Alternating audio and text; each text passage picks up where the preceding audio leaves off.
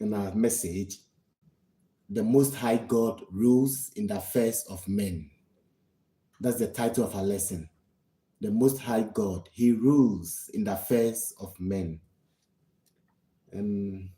Once upon a time, in the beautiful city of Babylon, in the glittering empire of Babylon, there lived a mighty king. Guess who? A mighty king named Nebuchadnezzar.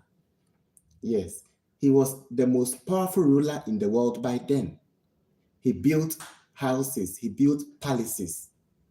His palaces shone with gold.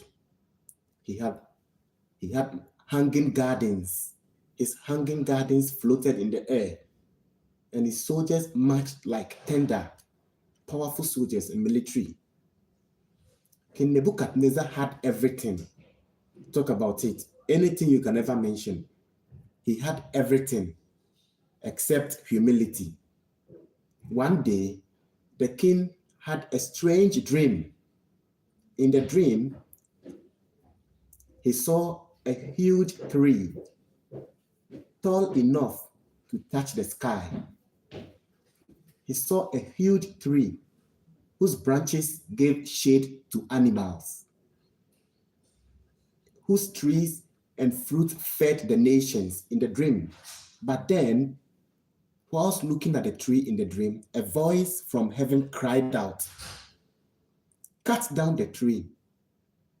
Let the stump remain in the ground, bound with an iron and brass, until it learns that the Most High rules over the kingdoms of men." Remember, I said in the dream, he saw a big tree, a very mighty tree, tall enough to reach the sky. And in the branches of the tree, all fowls of the air, different kinds of animals came to lodge under. The tree was a mighty shelter to many people.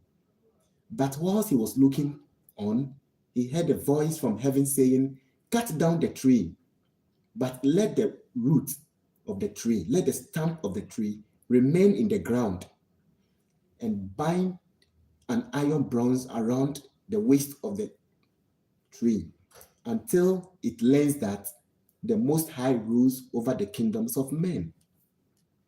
The king woke up trembling. What could it mean? He called his wise men, his astrologers, his magicians, he called the scholars, he called the witchcraft practitioners, he called all the people he could lean on, he called them. He called upon them to come and interpret the dream to him. But none of them were able to interpret the dream because the dream was given by God. It was not given by those astrologers, magicians, his warlords, and so-called wise men. So none of them was able to interpret the dream. Finally, they looked and found Daniel. They looked for and found Daniel. He called Daniel the prophet of the living God. Daniel listened carefully and said gently, "Your Majesty, you are that great tree you saw in the dream. Yes, the great tree, you are that great tree. You have become very strong and proud, but because you do not give glory to God, you will be driven away from human beings. You will live among the animals of the field, and you will eat grass like the ox, until you learn that heaven rules in the affairs of men." That is the title of our story. The Most High God rules in the affairs of men. The king nodded his head. He nodded, but time passed and pride crept back into his heart. He became proud again. He was never warned by the dream. He was never ready to learn anything. Exactly 12 months later, Bible said, a year later, Nebuchadnezzar walked on the roof of his palace, gazing over Babylon's wall and shining towers. He was looking and admiring what he has built. He forgot that it's God who gave him power to get all that he gets. Then what he said was, "Is this not the great Babylon I have built?" He boasted, "By my power and for my glory, I built all this." And before he could take another breath, before another voice could come out of his mouth, the voice of the Lord came from heaven, saying, King Nebuchadnezzar, your royal authority has been taken from you. Your royal authority has been taken from you. This is sad. In that moment, his mind was changed. He got an animal's mind. He ran from his palace, crazy. I believe people will be following him. Catch him, catch the king. Something is happening to our king. Nobody could restrain him because God was in the scene. In that moment, his mind was changed to an animal's mind. He ran from his palace, away from people. Nobody could arrest him. Nobody could detain him. They couldn't stop him from running away from the palace. And then he began to live in the wild. His hair grew like eagle's feathers. His nails grew like claws. And he ate grass. Green grass was his food. He ate grass like an ox, like a cow, a male cow, under the open sky. When it rains, it beats him. When it's shining, it shines on him. The morning cold weather, he suffered from it. He didn't know what was happening. Remember, I said God gave him an animal mind. Dew covered his back, and the stars were his only roof. Days turned into months, and months turned into years. The proudest man on earth became a humble creature of the field. Oh, pride is destructive. Then one morning, when the sun rose and painted the desert gold, Nebuchadnezzar lifted his eyes to heaven, and something changed. His mind came back to him. His reasoning returned to him. His pride melted with amazement. He cried out, "Now I praise and honor the King of heaven. His dominion is everlasting, and his ways are just." His kingdom was restored to him again, greater than before, and Nebuchadnezzar learned the hard lesson, the greatest truth of all. No human power lasts forever. Only God rules the hearts of men. God rules in the affairs of men. This is the story. So, in the dream, what did he see? A great tree in the middle of the earth, vast and beautiful. It touched the sky. Birds rested in the branches. The beasts found shade beneath it. Nations were fed by its fruit. Then I told you, suddenly a messenger cried out from heaven, meaning God watches over us. Many angels are watching over us. Nothing evil can happen to you without God's permission. And nothing good happens to anyone without God's permission. And he protects us. Whatever he said he would do, he do it for us because he's the mighty creator. It's not like he has created the world and he's not able to take care of the world. No, he's able. The king awoke trembling. In the dream, it was said to him, "Cut down the tree, strip its leaves, scatter the fruit, but leave the stump and root in the ground, bound with an iron and bronze, until it learns that the Most High rules over the kingdoms of men." The king awoke, trembling. The dream haunted him. He was afraid. He called his wise men, astrologers, magicians, his philosophers. Remember, none could explain. Then came Daniel, a man of truth. Daniel was a man of humility, known to have the spirit of the living God. Daniel listened and grew pale. Daniel was unable to speak for minutes when he heard the dream of Nebuchadnezzar, and he said, "Oh king," he softly said, "the tree is you. You have grown strong and your greatness reaches heaven. But your pride has become a chain around your soul."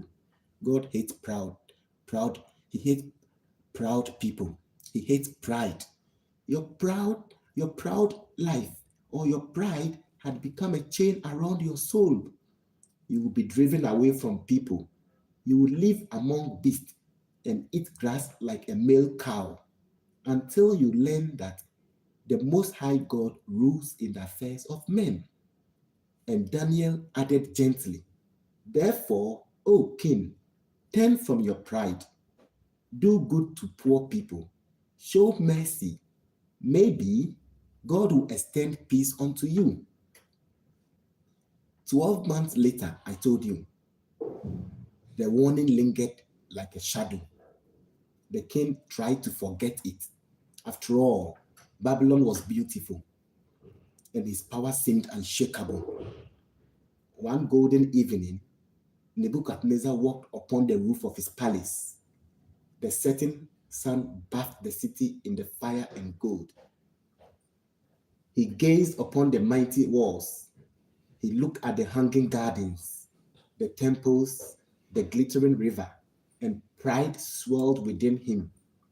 He lifted his arms and declared, is this not the great Babylon that I have built by my power and for my glory? He was not giving praise and thanks to God. And even as the words were still in his mouth, a voice came from heaven, thundering, O King Nebuchadnezzar, the kingdom has been taken from you. The kingdom has departed from you. You shall dwell with the beasts of the field until you learn your hard lesson that the Most High rules the kingdoms of men. Then came silence, and the mighty king fell from reason. He fell from his reasoning power. He couldn't reason again. What happened? The king among the beasts, Nebuchadnezzar, fled the palace and wandered into the wilderness. His royal robes, his royal clothes, his kingship clothes torn in the thorns. His crown fell into the dust. His hair grew long like eagle's feathers. His nails curved like claws, and he ate grass like an ox. The dew of the morning drenched his back. The cold of the night was his blanket, and the stars became his only companions. Oh, pity, my Lord. Children once sang his name, now whispered in fear. Children who were praising him now are whispering in fear. The king has lost his mind. The king has lost his mind. Nebuchadnezzar has lost his mind. The children were making fun of him. But in the wilderness, something began to change. The pride that once roared like a lion became quiet as a lamb. He watched the birds rise and fall with the wind and thought, they obey greater rhythm than mine. He saw the rain fall on both field and thorn and thought within himself, there is justice beyond my throne. He heard the whisper of the wind and knew there is a voice above my voice. The restoration and the reason. One morning, as the dawn painted the sky with mercy, Nebuchadnezzar lifted his eyes to heaven. He lifted his eyes to heaven. He did not lift them as a king, but he as a man. And he said with a trembling lips, his lips were shaken whilst he spoke these words, I bless the Most High and praise the one who lives forever. His dominion is everlasting. All the inhabitants of the earth are as nothing before him. He humbles the proud and gives grace to the humble. And at that moment, his mind was restored. He returned to his palace, more wiser, gentler, more humbler than before. His throne was restored, but his heart was new. He ruled again, not as a god, but as a servant of God. And his final words were recorded for all generations. Were these, now I, Nebuchadnezzar, praise and honor the King of heaven, whose works are truth and whose ways are justice. Those who walk in pride, he is able to humble. Wisdom and reflection. Pride blinds us to reality. The king who saw himself as divine became less than a human because pride always dehumanizes. Humility restores our sight.